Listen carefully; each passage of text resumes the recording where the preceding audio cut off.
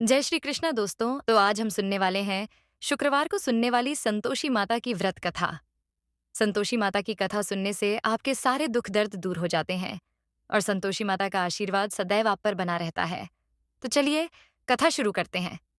यदि दोस्तों आपने अभी तक हमारे यूट्यूब चैनल को सब्सक्राइब नहीं किया है तो सब्सक्राइब करें और बेल आइकन को जरूर दबाएं, क्योंकि इससे हमारी आने वाली सभी वीडियो का नोटिफिकेशन आप तक पहुंच जाएगा। और इस चैनल पर आपको व्रत कथाएं सुनने को मिलेगी जो आप किसी भी व्रत में सुन सकते हैं और अपने व्रत को साकार बना सकते हैं। तो चलिए कथा शुरू करते हैं। एक बुढ़िया थी और उसके 7 बेटे थे। उनमें से 6 कमाते थे और एक निकम्मा था। बुढ़िया माँ अपने पहले 6 बेटों को बहुत प्यार करती थी। उनको रसोई में तरह तरह के पकवान बनाकर मनुहार करके भोजन कराती, परंतु सबसे छोटे 7वें बेटे को बचा खुचा खाना देती थी। लेकिन वह बहुत भोला भाला और सीधा सरल हृदय का था, कुछ भी मन में विचार नहीं करता था। एक दिन वह अपनी पत्नी से बोला, देखो, मेरी माँ का मुझ पर कितना प्रेम है, कितने प्रकार के पकवान बनाकर मुझे पेट भर खिलाती है। पत्नी बोली, क्यों नहीं, सबका झूठा बचा हुआ तो तुमको खिलाती है। वह बोला, भला ऐसा कैसे हो सकता है? मैं जब तक अपनी आंखों से ना देख लूं तब तक नहीं मान सकता। पत्नी ने हंसकर कहा, देख लोगे तब तो मानोगे। कुछ दिन बाद घर में एक बड़ा त्योहार आया। घर में 7 प्रकार के भोजन और चूरमे के लड्डू बने। इस बात को जांचने के लिए वह पतला वस्त्र सर पर ओढ़े रसोई घर में सोया रहा। उसने देखा कि उसके 6 भाइयों को माँ ने बुलाया और उन्हें सुंदर आसन पर बिठाकर नाना प्रकार की रसोई परोसी और आग्रह कर करके उन्हें जिमाया। जब सब भाई भोजन करके चले गए तो माँ ने उनकी थाली में से झूठे लड्डू के सब टुकड़े उठाकर उनका एक लड्डू बनाया और जूठन साफ करके बुढ़िया माँ ने उसे आवाज दी और बहुत ही प्यार से बोली, उठो बेटा, 6 भाई भोजन कर गए, अब तू ही बाकी है, उठना, कब खाएगा? तो वह कहने लगा, माँ मुझे भोजन नहीं करना है, मैं परदेस जा रहा हूँ। तो माँ ने कहा, कल जाता है तो आज ही जा। वह बोला, हाँ हाँ आज ही जा रहा हूँ।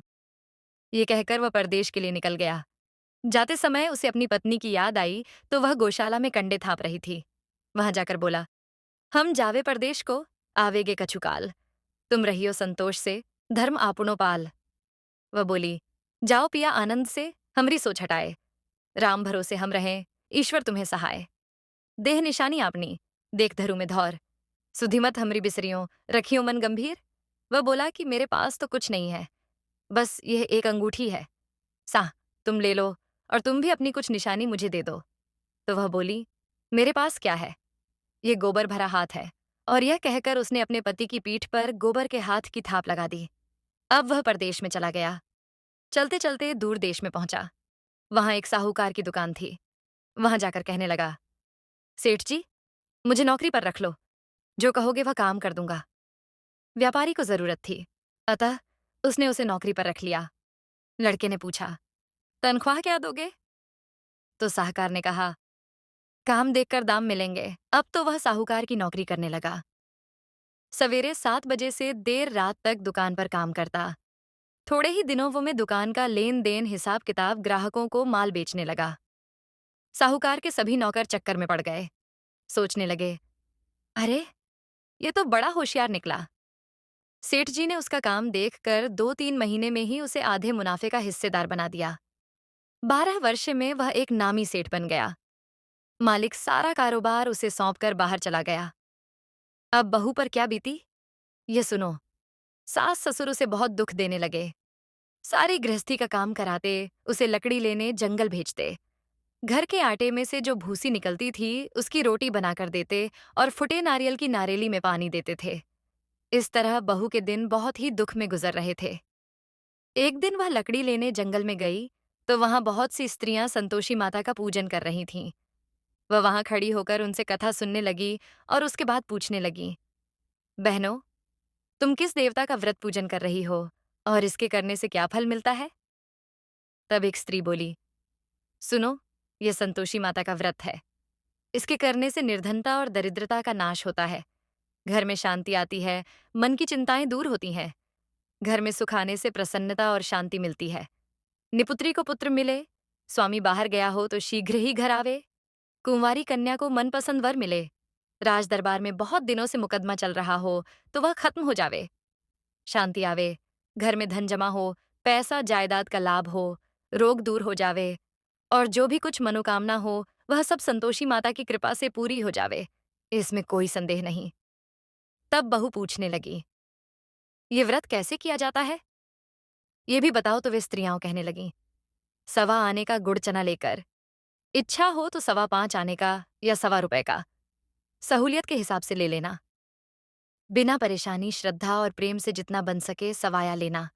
हर शुक्रवार को निराहार रहकर पूजन करके कथा सुन, बीच में नियम न टूटे। कथा सुनने वाला कोई न मिले तो स्वयं घी का दीपक जला, उसके आगे या जल के कलश को भरकर उसके आगे कथा पढ़ना। जब कार्य सिद्ध हो जावे तब व्रत का उद्यापन करना। 3 माह में माता इच्छा पूरी कर देती है। उद्यापन में मैदे के खाजे, खीर, पूरी, चने का साग बनाकर 8 लड़कों को भोजन कराना। जहां तक हो सके देवर, जेठ, भाई, बंधु, कुटुंब के लड़के लेना। कुटुंब के ना मिले तो रिश्तेदार और पड़ोसियों के लड़कों को बुलाना। उन्हें भोजन कराकर दक्षिणा देना, किंतु नगद न देकर अन्य कोई या फल देना। ध्यान रहे कि इस दिन घर में कोई खटाई न खा पावे। यह सुन बहू चल दी। रास्ते में लकड़ी के बांज को बेच दिया और उन पैसों से गुड़ चना ले माता के व्रत की तैयारी कर आगे चली तो सामने मंदिर देख पूछने लगी, ये मंदिर किसका है? लोगों ने बताया, संतोषी माता का मंदिर है। ये सुन उस मंदिर में जाकर माता के चरणों में जा गिरी और दीन होकर विनती करने लगी, हे माँ, मैं निपट अज्ञानी हूँ, व्रत के नियम को जानती नहीं। मैं बहुत दुखी हूँ, हे माता, हे जगजननी, मेरे दुख दूर केर, मैं तेरी शरण में हूँ। यह सुनकर माता को दया आ गई और एक शुक्रवार बीता ही था कि दूसरे शुक्रवार को उसके पति का पत्र आया और तीसरे को उसका भेजा हुआ पैसा आ पहुंचा। ये देख जेठ जेठानी मुंह सिकोड़ने लगे और कहने लगे, इतने दिनों में इतना सा पैसा आया। उनके बच्चे ताने देने लगे, अब तो काकी बुलाने से भी नहीं बोलेगी। बेचारी सरलता से कहती कि भैया पत्र आवे, रुपया आवे तो हम सबके लिए अच्छा है। ऐसा कहकर आंखों में आंसू भरकर माता के मंदिर में जा मातेश्वरी के चरणों में गिरकर रोने लगी। हे माँ, मैंने तुमसे पैसा कब मांगा था? मुझे पैसे से नहीं अपने सुहाग से काम है। मैं तो अपने स्वामी के दर्शन और सेवा मांगती हूँ।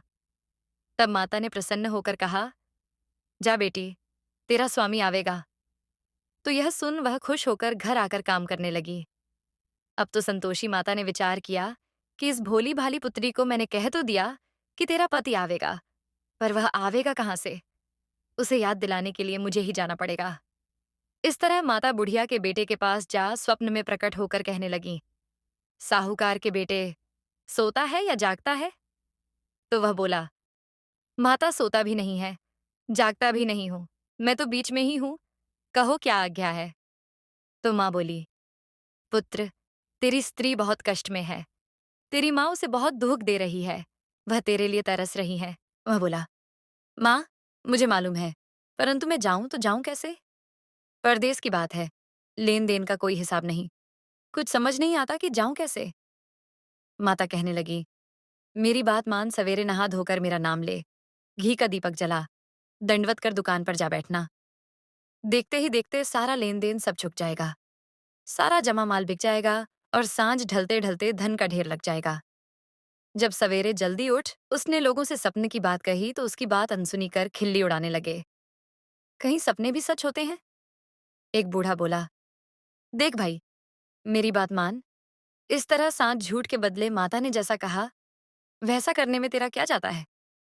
तो बड़े की बात मान। नहा धोकर संतोषी आता को दंडवत कर घी का दीपक जलाकर दुकान पर जा बैठा। थोड़ी देर में वह देखता है कि देने वाले रुपया लाने लगे, लेने वाले हिसाब चुकता करने लगे। कोठे बड़े सामानों के खरीदार नकद सौदा करने लगे। शाम तक धन का ढेर लग गया। माता का चमत्कार देख प्रसन्न हो मन में माता का नाम ले घर जाने के वास्ते गहना कपड़ा खरीदने लगा।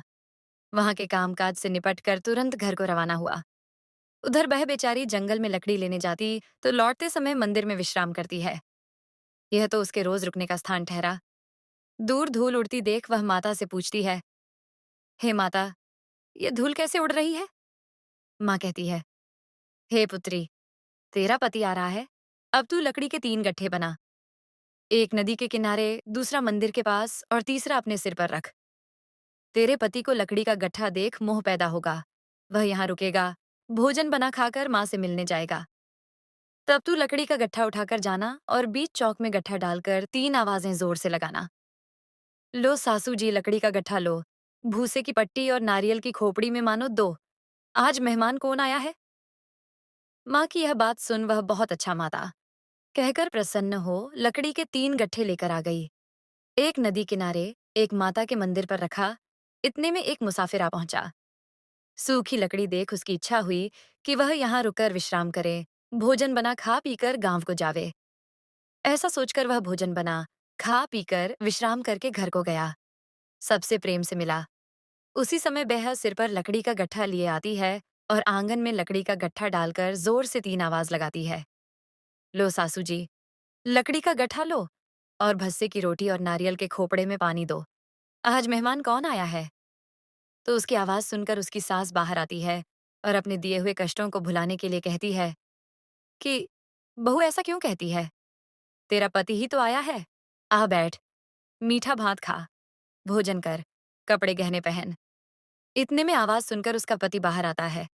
अंगूठी देख व्याकुल हो जाता है और माँ से पूछता है, माँ, ये कौन है? माँ कहने लगी, बेटा ये तेरी बहू है। आज 12 वर्ष हो गए। जब से तू गया है, तब से सारे गांव में जानवर की तरह भटकती फिरती है। घर का कामकाज कुछ नहीं करती। 4 समय आकर खा जाती है और अब तुझे देखकर भूसी की रोटी और नारियल की खोपड़ी में पानी मांगती है। बेटा लज्जित होकर बोला, ठीक है माँ, मैंने इसे भी देखा है और तुम्हें भी। अब तो मुझे दूसरे घर की चाबी दो तो मैं उसमें रहूं। माँ बोली, ठीक है बेटा, जैसी तेरी इच्छा। यह कहकर चाबी का गुच्छा पटक दिया। उसने चाबी ले दूसरे मकान में अपना सारा सामान जमाया। एक ही दिन में वहां राजा के महल जैसा ठाट बाट हो गया। अब क्या था, बहू सुख भोगने लगी। इतने में अगला शुक्रवार आया। बहू ने अपने पति से कहा, मुझे संतोषी माता का उद्यापन करना है। पति बोला, बहुत अच्छा, खुशी से करो। वह तुरंत उद्यापन की तैयारी करने लगी। जेठ के लड़कों को भोजन के लिए कहने गई। उन्होंने न मजूर कर लिया, परंतु पीछे से जेठानी अपने बच्चों को सिखाती है, देखो रे, भोजन के समय सब लोग खटाई मांगना, जिससे उसका उद्यापन पूरा ना हो सके। लड़के भोजन करने आए, पेट भर खीर खाई। लड़के कहने लगे, हमें खटाई दो, हमें खीर खाना नहीं भाता, देखकर अरुचि होती है। बहू कहने लगी, खटाई किसी को नहीं दी जाएगी। तो लड़के के उठ खड़े हुए और बोले, पैसे दो। भोली बहू कुछ नहीं जानती थी, सो उसने पैसे दे दिए। बच्चे उन पैसों से इमली लाकर खाने लगे। यह देखकर बहू पर माताजी ने कोप किया। राजा के दूत उसके पति को पकड़कर ले गए।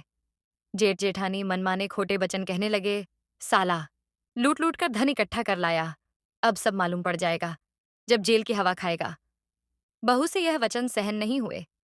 बहू रोने लगी और रोते रोते माता के मंदिर को गई। माता से बोली, हे माता, तुमने ये क्या किया? मुझे अब क्यों रुलाने लगी? माता बोली, हे पुत्री, तूने उद्यापन करके मेरे व्रत के नियम को भंग किया है। तूने इतनी जल्दी सब बातें भुला दी। वह बोली, माँ मुझे क्षमा कर दो, मैं फिर से उद्यापन करूंगी। माँ बोली, अब भूल मत करना। वह बोली, माँ वे कैसे आएंगे? तो माँ बोली, जा पुत्री, तेरा पति तुझे रास्ते में आता मिलेगा। वह घर को चली। उसका पति उसे रास्ते में मिला। तो उसने पूछा, आप कहाँ गए थे? तो वह कहने लगा कि इतना धन जो कमाया था उसका कर राजा ने मांगा था। वह कर जमा कराने गया था। तो वह प्रसन्न होकर बोली, भला हुआ, अब अपने घर को चले। कुछ दिन बाद फिर से शुक्रवार आया। वह अपने पति से बोली, मुझे संतोषी माता का व्रत का उद्यापन करना है। पति ने कहा, खुशी से करो। वह पुनः जेठ के लड़कों को न्योता देने गई।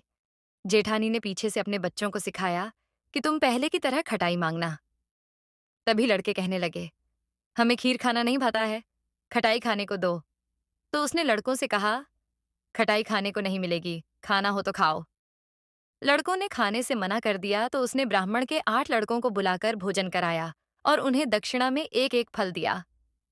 इससे संतोषी माता प्रसन्न हुई। माता की कृपा से 9वें मास में उसके चंद्रमा के समान सुंदर पुत्र हुआ। पुत्र को लेकर प्रतिदिन मंदिर जाने लगी। माँ ने सोचा, मैं भी तो इसका घर देखें तो सही। माता ने भयानक रूप बनाया। गुड़ चन्ने से सना मुख, सुंड के समान होठ, उस पर मक्खियां भिन भिन कर रही थीं। ऐसा रूप देखकर देहरी पर पांव रखते ही सास चिल्लाई, देखो रे, कोई चुड़ैल डाकिन चली आ रही है। इसे भगाओ नहीं तो किसी को खा जाएगी। लड़के डरने लगे और खिड़कियां बंद करने लगे। बहू दूर से ही देखकर प्रसन्नता से पगली हो चिल्लाने लगी, आज मेरी माताजी मेरे घर आई है। यह कहकर बच्चे को दूध पिलाने से हटाती है, इतने में उसकी सास का क्रोध फुट पड़ा। उसकी सास कहने लगी, देखो, इसे देखकर कैसी उतावली हुई है, जो बच्चे को भी पटक दिया।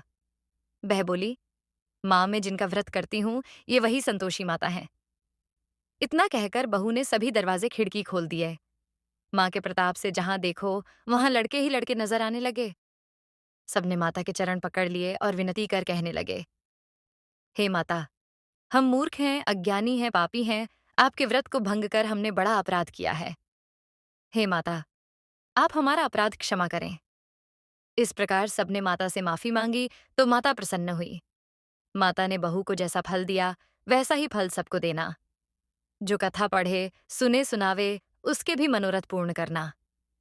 तो इसी प्रकार संतोषी माता की कथा संपूर्ण हुई। यदि कथा अच्छी लगी हो तो वीडियो को लाइक करो।